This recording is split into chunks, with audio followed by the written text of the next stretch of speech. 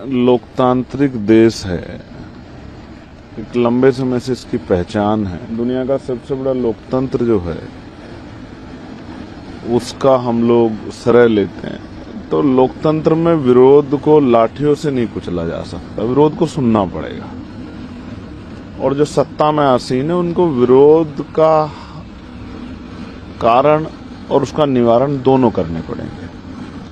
कल जो हुआ वो क्यों हुआ?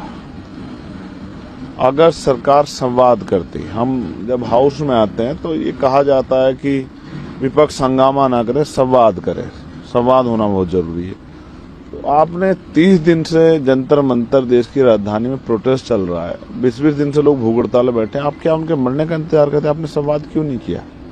और कल जब देश का नौजवान आ गया है सड़कों पे और फिर उसके साथ जिस तरह की ब्रुटलिटी हुई है, जिस तरह उसको पीटा गया है, आप अगर रोकना चाहते तो पैरों पे लाठी मार दो, लेकिन सर में लाठी मारने का, बच्चों को पीटा गया। जब रात मैंने वो विजुअल्स जाके देखे, क्योंकि जैमर लगे हुए थे, फोन नहीं मिल रहे थे, जब मैं गया अपने ऑफिस में और मैंने वो देखे तो मुझसे रहा नहीं गया। मुझे लगा कि जब वो भूखे प्यासे यहाँ जो है सड़कों पे घूम रहे हैं, फिर आंदोलन कर रहे हैं, तो मैं कैसे चुप रहूं? इसलिए मैंने तय किया कि मैं अपनी जिम्मेदारी को अदा करूंगा, मिट्टी का कर्ज अदा करूंगा, एक युवा होने का कर्ज अदा करूंगा। और मैं भी बैठूंगा आंदोलन पे, और मैं रात से बैठा हूं, लेकिन कुदरत मेरी बड़ी परीक्षा ले रही है कि बारिश नहीं रुकी रात से। ना रुके बारिश। मैं एक भारतीय युवा हूं, युवाओं का दर्द समझता हूं, और इस मिट्टी को का कर्ज उतारने के लिए, उन युवाओं के साथ खड़े होने के लिए जो आज भी आंदोलन में बैठे हैं, उनको मदद करने के लिए, उनको सपोर्ट करने के लिए यहाँ बैठा हूँ। और सरकार से आग्रह कर रहा हूँ, देश के प्रधानमंत्री से, कि उन नौजवानों को सुने। उनको कुचलने से नहीं, उनको सुनने से, उनकी समस्या का हल करने से नौजवानों में क्षमता पैदा होगी, उनके अंदर जो है आपके प्रति विश्वास पैदा होगा। और आप नोटिस कीजिए, ये 51% आबादी वाला देश है। आप 51% आबादी को इग्नोर करके या उसको कुचल के क्या सीख लेके गए हो? किसी पॉलिटिकल पार्टी के वर्कर नहीं थे, वो युवा थे, पढ़ने वाले स्टूडेंट थे।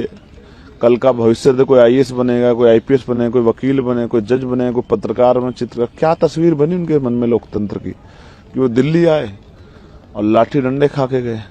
ये तकलीफ दे है। इसलिए एक पढ़ा लिखा जागरूक भारतीय नागरिक होने के नाते और इस संसद का सदस्य होने के नाते मैं पूरी रात बाबा साहब के स्टैचू के नीचे शक्ति लेके बैठा रहा कि मैं इस लड़ाई को लड़ सकूं और उनके साथ खड़े हो सकूं, उनके तकलीफ को साझा कर सकूं। कब तक आप बैठे रहेंगे? देखिए, अभी स्पीकर सर का से बात हुई मेरी, मैंने उनको भी बताया। उन्होंने पूछा कि बैठने का कारण क्या, मैंने उनको बताया कि जो लाठियां पड़ी है नौजवानों पे, उसका जवाब सरकार को देना पड़ेगा। आप हैं सरकार में, भारतीय जनता पार्टी एनडीए की सरकार है, तो पेपर लीक हो रहा है, पेपरों में घोटाले हो रहे हैं, बच्चों के मन में पीड़ा है, बच्चे सुसाइड कर रहे हैं, उनकी मौत का जिम्मेदार कौन है? किसी को तो जिम्मेदारी लेनी पड़ेगी ना। तो सरकार तय करेगी जिम्मेदारी किसकी है, वो बच्चों पे नहीं आप थोप सकते। कोई प्रोटेस्ट करे या ना करे, सरकार की जिम्मेदारी के अंतिम व्यक्ति को लगना चाहिए कि सरकार उसके बारे में सोच रही है। तो सरकार नहीं सोच रही। वो जंतर मंतर था, जलियांवाला बाग बनाया आपने उसको, वो जलियांवाला बाग नहीं था। आपने अन्याय किया, इस अन्याय का जवाब आपको देना पड़ेगा। मैं बात करूंगा जो मुझसे वार्ता करेगा, और जो बच्चों की डिमांड है, मैं उन डिमांडों के बारे में जानना चाहता हूं कि उनकी मांगों पे क्या कर रहे हैं। नहीं मांग सुनेंगे तो लड़ूंगा, और अपने लोगों को भी कहूंगा, आज इंतजार करूंगा कि सरकार हमारी मांग को सुने। अगर वो हमें भी इग्नोर करेगी, जैसे बच्चों को इन समाज से इग्नोर किया गया, तो फिर आंदोलन होगा, देश भर में होगा, जिला मुख्यालय पे होगा, प्रदेश कार्यालय पे होगा। प्रदेश मुख्यालय पे हम लोग चैन से नहीं बैठेंगे। ये युवाओं की लड़ाई हम लोग लड़ेंगे। पहली बार शिक्षा के लिए आंदोलन हो रहा है। मैं एक प्राइमरी स्कूल का हेडमास्टर का बेटा हूँ, शिक्षा की वैल्यू समझता हूँ, और मैं शिक्षा के कारण यहाँ तक आया हूँ, शिक्षा के कारण वहां बोलता हूँ पार्लियामेंट में।